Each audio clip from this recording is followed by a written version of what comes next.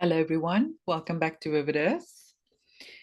Today, I wanted to talk about water, a topic that's been fascinating me in recent times.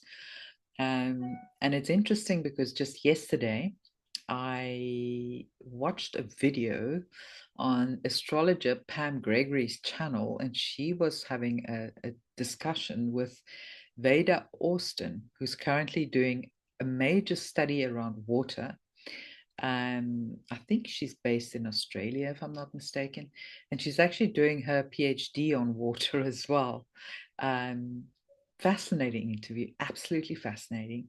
And I couldn't help what came up in my mind as, watch the water. We all know that one in the sort of truth community because that was one of the uh, Q boards or Q posts that was going to be very significant in terms of watch the water, because when something happens in or to the water, that's when everything kind of shifts. That's what I read into it anyway. So that kind of post will mark a significant shift in human consciousness and the control of this planet at large.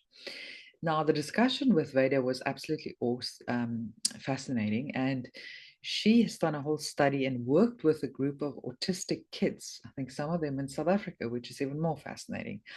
Um, so she's been working with autistic kids, many of whom have never spoken or can't speak. But as we know, a lot of these savants or, children that were kind of branded autistic have proven to have phenomenal gifts, actually. So they're not what we think they are. They're actually just tuned differently. Um, Maybe I should just preface this with my own opinion on autistic children is that they were born to be immune to programming.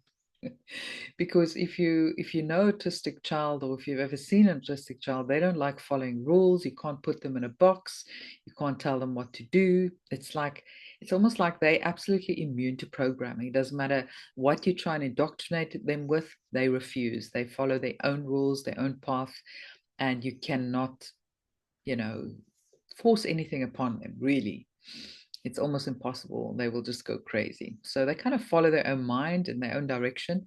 And even though, they can't do what a lot of other kids or normal people can do, I think actually what's happening is they have kind of switched off some of the more outer kind of senses, if you will, or abilities, the physical abilities that other kids have.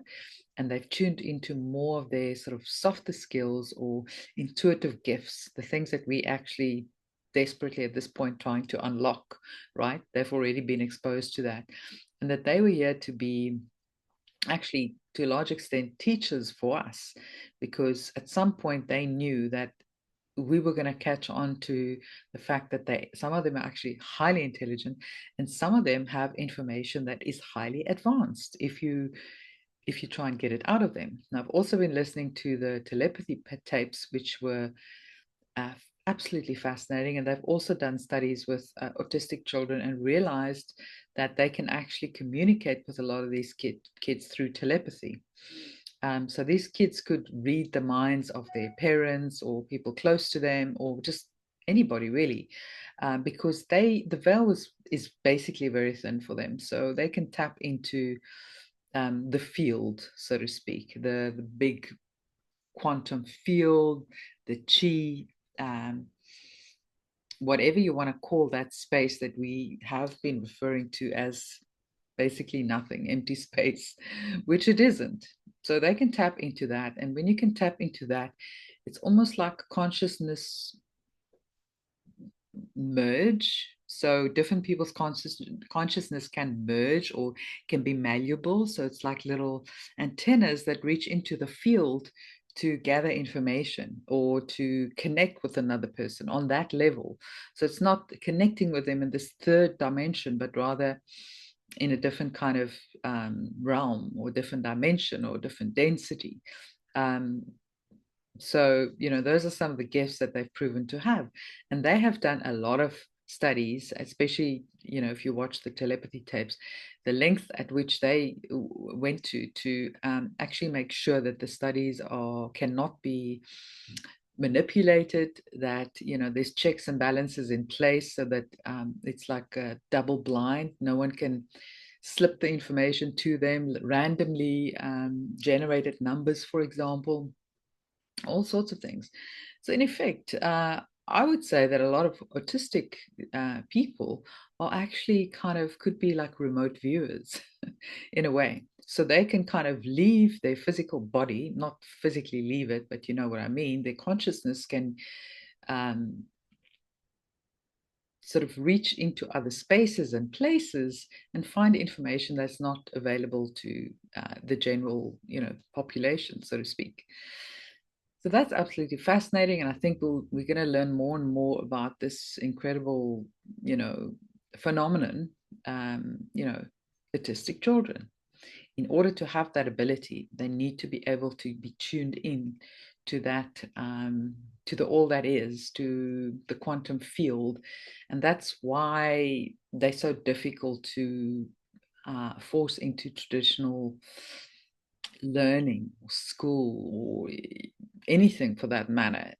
You know, we try so hard for the kids to be normal, but actually, it's a very abnormal state to not be connected to the quantum field, to not be able to perceive things in other realms. Because, and you know, that's why many of them are so intelligent, not because they just have all this information or their brains are just so advanced. It's rather the fact that the veil is thin for them. So they actually get the information from the field. The field is there for all of us. If we can tap into it, we will have all information. We'll have access to all information out there. So in effect, it's like your own organic built-in AI, because that, um, you know, when your consciousness sort of peeks into the field, we can call it that, it can actually access any and all information ever made available to us and beyond, to the all that is, the all that has ever been, which is absolutely fascinating. So anyway, Invaders interviews with some of these kids, and again, some of them had mediums that they spoke to, some of them used letter boards to spell out what it is that they're trying to say. The level of insight and intelligence is absolutely phenomenal.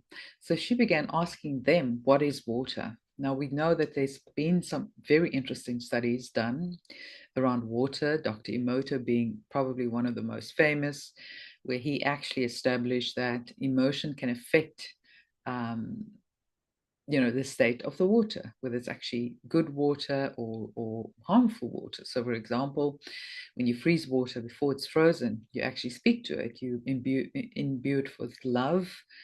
Um, it will crystallize in a very specific pattern. If you imbue it with anger, it's going to crystallize in a very specific pattern, because feelings are also kind of vibrations, and that affects the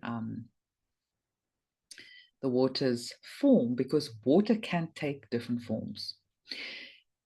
Now, I've established quite some time ago that water also holds memory. So water has memory, it can hold information. So you can actually transfer information through water. Now, I'm just sort of jumping back and forth here, but you know, in Veda's discussion with these autistic kids, as I said, the insights were phenomenal. And actually, two of them that were not connected to one another both said the same thing, and that is, um, God is water. So or God is in the water. And that is a phenomenal sort of next level concept to think about. And the ladies were like, wow, and they were like floored about this information. And I'm just like, well, of course it is, because everything is a fractal of God or the source creator, right? So why wouldn't water be a fractal of God or the source creator? So I was kind of not even surprised. For me, it made sense. Um, Literally everything in nature, we all made of the same stuff, and we are, you can often be said that we are nature, we are one with nature, because all of the nature elements that you have out there, we have inside our bodies as well. So we literally connected, intertwined, and made from the same stardust if you want to call it that, in our current sort of consciousness level. It made sort of sense for us. So yes, water would be a fractal of God, basically. So, that didn't actually come as a surprise to me at all. It's clear that there is consciousness in water, that water is in fact a sentient being. And actually, that took me back to another memory. Way back, I had somebody that I interviewed look into some of my past lives. Okay, it wasn't a very interesting reading, to be honest. It touched on certain lives that are not the most interesting. We all have those kind of in-between lives that are kind of just more run-of-the-mill kind of thing. But the one thing that this person said to me that I found fascinating is that your first expression, like where you came to be as, the soul that you are, you started out as a water element or a water molecule. And that made total sense to me as well, because we all go through an evolutionary process. Every soul on earth and every sentient being goes through an evolutionary process. So we all start kind of as the simplest thing, and then every lifetime it becomes more complex. For example, we've all been rocks, we've all been plants, we've all been animals, different animals. And we have to really take it one step up the ladder at a time until we can actually be a human being as kind of the most advanced species on earth. And that, by the way, is just as far as earth lifetimes go. We're not talking here about off-planet lives and what star race or star system we might be from or most identify with. And in fact, you could be a rock from the Pleiades, for example. That may be the way that you entered this world, that your soul actually entered this world. So all souls have to go through that evolutionary process. Start with the most simple expression, and build your way up. So I would be tempted to say that a water molecule or water element would be one of the first things that you can be in this entire crazy multiverse. So then to say that water is God or God is in the water makes total sense, because Source, the creator, have decided that he wants to experience more things. So he sends fractals of himself to go and evolve from a very simple element through to basically an enlightened being. And this whole process is captured and sort of recorded and experienced, and that information goes back to Source to say, okay, this is what happens. And we're talking about like millions of lifetimes. We're not talking about just a couple of reincarnations. We're literally talking about millions or billions of reincarnations, starting at the water element, then perhaps working yourself up to a rock, and then maybe a crystal, and then maybe a plant, and then maybe an animal, and all the animals from the most sort of simplest animal, like a little bug, through to one of the most complex and intelligent animals that you can get, perhaps like a dolphin or something, or an elephant, or whatever you want to call the most intelligent animals that we have access to. So then just that brings us full circle right back to the fact that yes, indeed, God is in the water. Water is sentient. Water is life. You've heard that expression a lot of times, right? Water is life.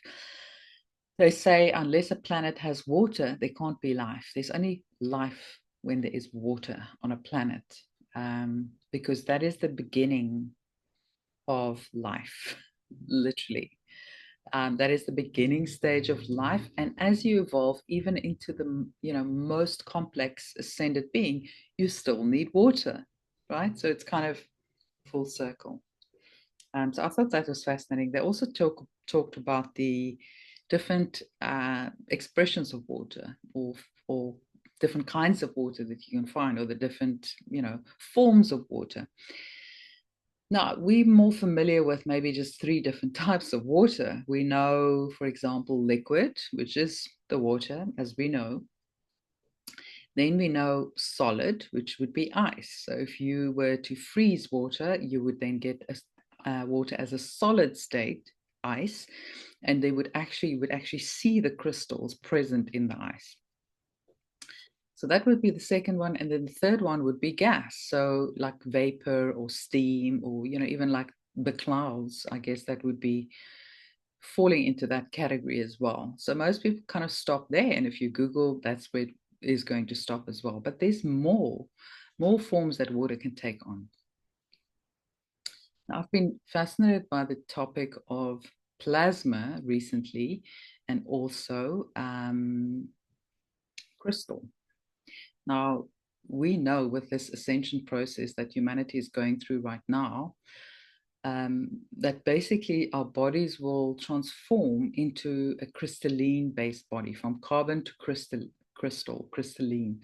And that's where basically the term Christ comes from, that was given to Yeshua, or Jesus as some know him, because he reached enlightenment and he reached that crystalline state, that Christed state. And that's why they call him the Christ. So, and that is where we're heading as a humanity. We're all heading for, as a collective, or at least a big part of this collective, to an ascended master state, an enlightened being state, where our bodies will turn into a crystalline structure. And many people say, oh, that's impossible. That's just, hocus pocus, or some new age sort of fantasy, And, sadly, the new age movement was infiltrated. So a lot of people don't trust it, and they just instantly dismiss it.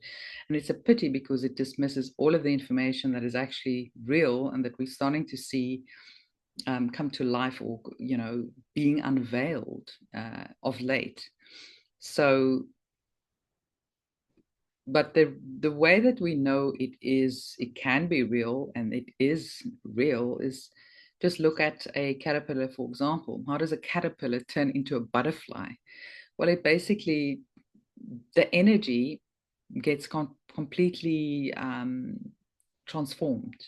So the energy of that butterfly, which is the chi, the God spark, the stardust, if you will, that everything is made of, goes into, it basically disintegrates, almost disintegrates, and then out of that, as if almost a quantum creation, if you will, because that's the only way that we can describe it. A quantum is when something just impossible can happen in a moment, right? It doesn't need like 3 years for this to happen. It's like in a moment, something can be completely transformed. And that's how I see the caterpillar to the butterfly effect. And that is how I see how we are going to transform. So, we're going to get rid of all the heavy stuff within our bodies. We're going to get rid of all traumas, because the body needs to be light enough to be transformed, to go through that transformation process. Otherwise, the body won't make it. It will not make it through, because there's too much density in the body, and that's not going to work, and it will get damaged, and it will get irreparably damaged, really. So we only can go into that crystalline state if we have prepared the body well. And that's, what we're going through right now with all the ascension symptoms, all the geomagnetic activity and the solar flares, and the, all the activity that's coming off the sun, which is light basically, and light brings information, and light basically exposes the dark or the density and brings it to the surface to be released. That's that process that we are going through now. And, bit by bit, day by day, week by week, month by month, year by year, our bodies are changing in incremental ways, until one day, just boom, it may just happen in an instant. So personally, I have felt, and I've looked into it a bit, that plasma is water as well. Plasma is another form of water that is not commonly understood. And plasma and crystal is also 2 different forms of the same substance. So in my opinion, water can be transformed into plasma and crystal, and there is a lot of plasma out there in space, and in fact underwater as well. So they've established that there's in some places a sea under the sea, but they both are water, but they can't mix, and they decidedly two different almost substances. You might have seen videos of that. There's actually a couple of divers that have captured that there's like this liquid under the water and they don't mix. Why? Because one is in a plasma form and the other one is in a liquid form. That's why the two can't mix. You can see how water becomes or permeates all aspects of life. And it's almost part of creation and part of how we transform this creation into different forms. And I find that fascinating. And then crystal being also a different form, crystal can actually be then compared to ice, because when water freezes, you can actually see the crystals in the solid substrate that it's created. So that makes a lot of sense as well. So I think there's a lot of other forms of water that have not been recognized that is out there that we're going to be discovering through quantum physics and quantum science. And as people really start accepting this new information, and we will actually figure out that almost all of creation is water. That's why, as I said, water holds memories. It's almost like equivalent to the Akashic records, because where else would they hold that information but in water? Because water has memory, water holds information, water can transfer information. So for example, when you are born, you know, there's certain things that get passed to you as a baby from your mother through the umbilical liquid, and that is how certain generational experiences, memories, traumas is passed on to the next generation. That's how you can have you can hold trauma in your body about something that didn't even happen to you. It might have happened to your great grandfather and it was passed on to you on birth, because it gets passed on by the mother line. So that information gets passed on every time from mother to mother, from mother to daughter, and that's how that part gets passed on in the bloodline. So blood is also water, right? And we made up out of 80% water, our bodies. So if you think about the water, if that can turn perhaps into plasma, potentially into crystal, we can start understanding how possibly we can take this new form, this new crystalline form, and how these memories are what gets passed along, and information. Light holds information and water holds information as well. When you look at the Taoist philosophy, they believe, in the 5 elements of nature, and that everything is intertwined with that, including our very being, and our body biology is tied to the 5 elements as well. So your different body states can take different forms, like you can have a fire element or a water element, or sometimes when you get sick, it's because you have too much fire, or you have too much water, or you can have damp heat, for example, as well. When there's a combination between 2 elements, like both fire and water, you can create damp heat in your body, for example. So, that's all intertwined as well. I forgot now what I was saying, but, the Taoist philosophy talks about that as well. And so throughout all of the civilizations, you will find that. I haven't gone down the rabbit hole to see if the Hopi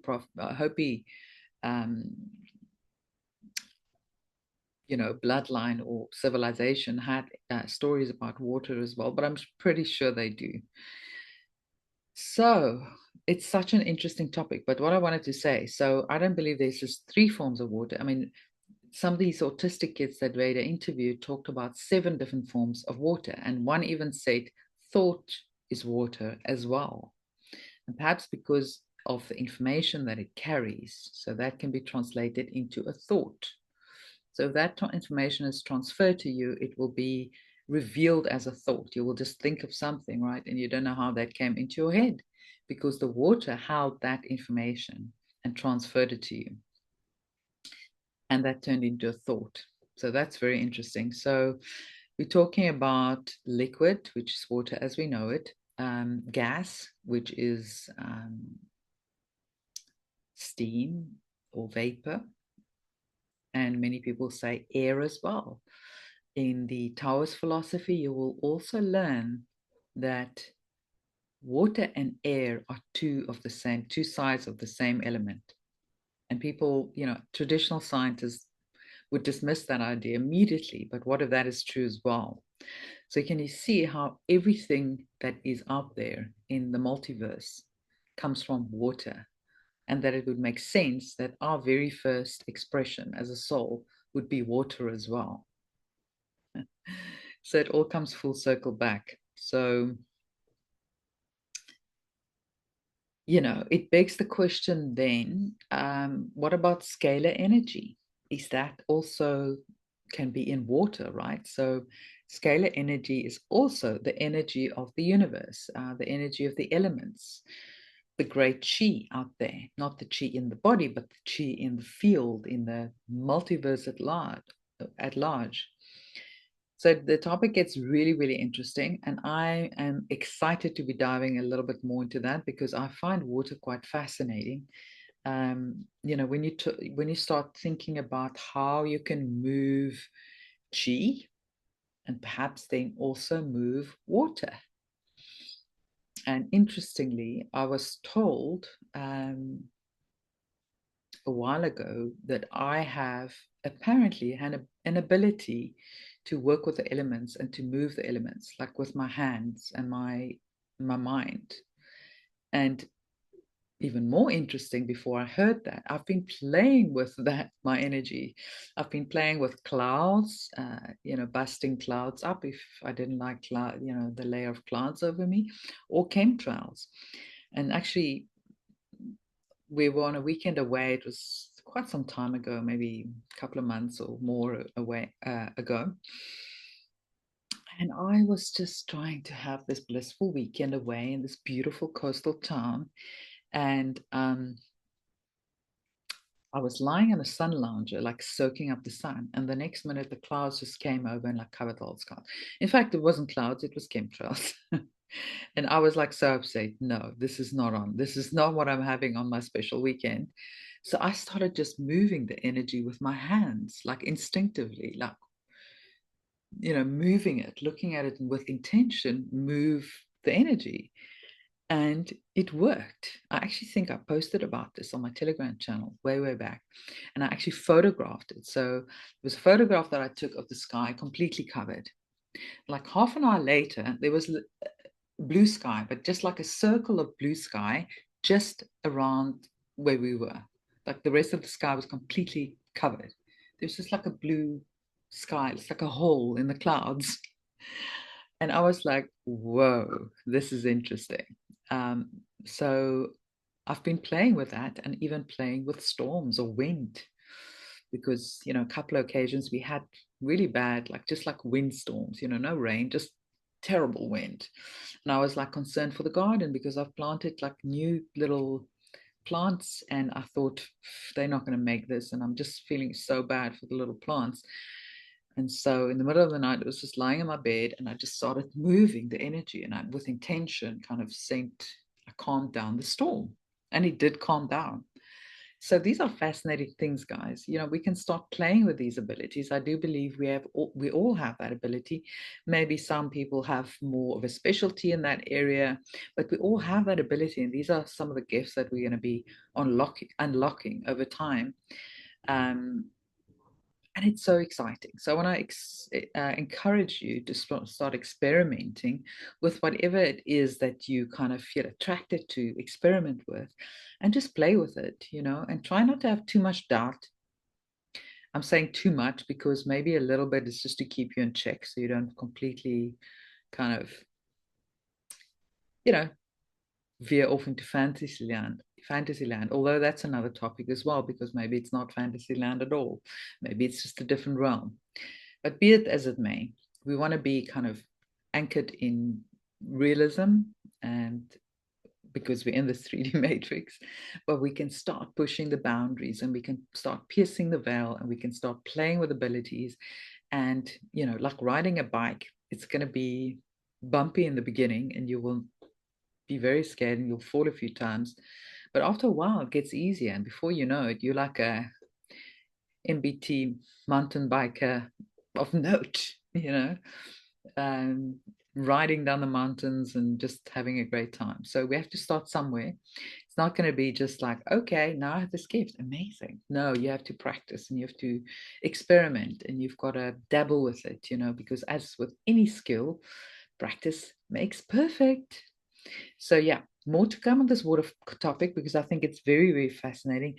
So because we are 80% water, and our body is like a semiconductor, and you know, so we are connected to the field, and water is the common denominator here, if you think about it. So getting information from the field actually happens on a water element level, if you will, us piercing into these water molecules around us, or the plasma. You know, it's all kind of interconnected, and in a way the same thing.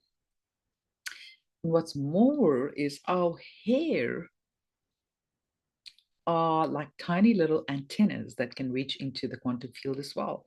That's why in the old days, way, way back, they had trackers, and they always had long hair. They never cut their hair, because the longer your hair is, the more little sensors you have flying out there. And it's also because your hair is made of silica. Yep. And silica is just another form of crystal. Now can you see how everything is made of the same thing? It just changes its expression slightly. So this topic gets very, very interesting. See if there's anything else. Yeah, so our bodies are semiconductive, but so is water. Okay, everything works on a magnetic pulse, and everything is electric. They say our bodies are electric, well, everything around us is electric as well. That's where you get lightning, for example, when there's too much scalar energy that's sort of bursting from its seams, if you will. It needs to be released. You're going to get lightning, right? And then what do you get? Often you get rain after lightning. So, well, this is just such an interesting topic. And if anyone has any other information, please share. But I think there's going to be more about this to come. And I hope to have a discussion around this with other people that have studied this as well. Even maybe Veda herself, who knows? But yeah, I'm keen to hear what you guys think. If you agree, if it resonates with you, let me know. More facts around this to come. And all I can say is just keep experimenting, keep thinking, and understanding that anything is possible if you believe it's possible. Because whatever you believe, you're right, right? If you believe you can't do it, you are right, you won't do it. If you believe you can do it, well, you're right as well, because everything works on belief. Like that's how we manifest, but you've got to fully believe it. Like, for example, if you want to manifest abundance, you have to believe that you are abundant. You have got to feel that state of abundance like it's already there. So we keep experimenting, we keep evolving, we keep growing towards this, you know, ascension event, which is going to happen. And it's all just so exciting. Every day is a gift. Every day has new nuggets, new information, new growth opportunities. So I hope you will catch those moments of absolute genius and bliss and potential, pure potential, and make the most of it, because once the moment it's gone, it's gone. You know, you might not see it again, or you might only a couple of months later get, you know, capture that idea again. So let's not let the opportunity slip through our fingers. So yeah, keen to know what you guys think, and more to follow on this. And yeah, don't forget to like and subscribe and share this content if you like it, so we can spread the truth out there like wildfire. and get this world to wake up, because it sure needs it. And I must say, we are making huge progress. Lots of chaos in the world, but if you're in the right mindset, it's such a beautiful adventure, I can guarantee you. And you want life to be a beautiful adventure, no matter what chaos is going on around you, right? So a beautiful adventure, that's what we have to manifest. So anyway, I'll leave you with that, and I'm sending you much love.